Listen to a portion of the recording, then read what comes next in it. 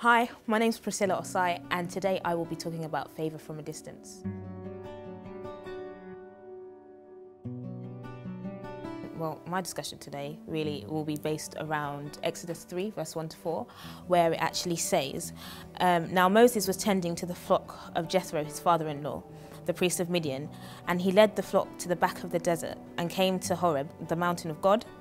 And the angel of the Lord appeared to him in a flame of fire from the midst of a bush. So he looked, and behold, the bush was burning with fire, but the bush was not consumed. Then Moses said, I will now turn aside and see this great sight. Why does the bush not burn? So when the Lord saw that he turned aside to look, God called him to the midst of the bush and said, Moses, Moses. And he said, Here I am. Now, for me, there's a few things that I get from today's Bible passage, which actually paved the way for Moses to be a recipient of such a great amount of favour from God. Firstly, the first thing he was doing when he was actually called, or when he saw this burning bush, was he was actually serving. He was serving his father-in-law.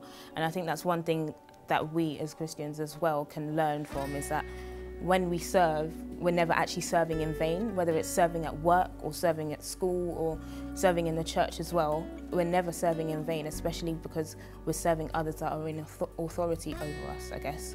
I take myself as an example as well, in terms of there's been times where I've really needed something, or I've needed a range of things, and because I've been serving, like, someone out of the blue has just said, I'm just going to give you this, and it's been exactly what I needed. And I may not have told anyone about it, but because it's exactly what I needed, it's just fulfilled that need straight away.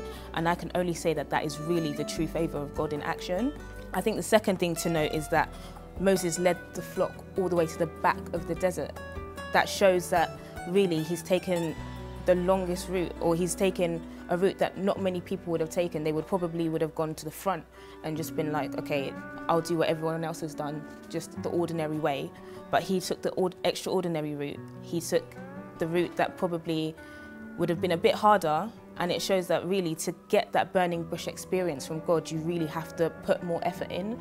You have to try harder. You have to break the boundaries. You can't just expect to be a sit-back Christian and everything will just be done in front of you. You won't get that favour if you really don't push to get it.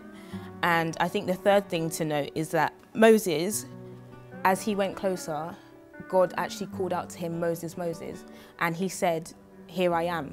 So he was willing, he was open to serve, he was open to do what God needed him to do. And I think those three qualities, so serving, going the extra mile, and actually being willing and open, made him a key recipient for the favour of God. And I just pray that for us as Christians and for other people as well, that God will really show us favour from all four corners of the earth.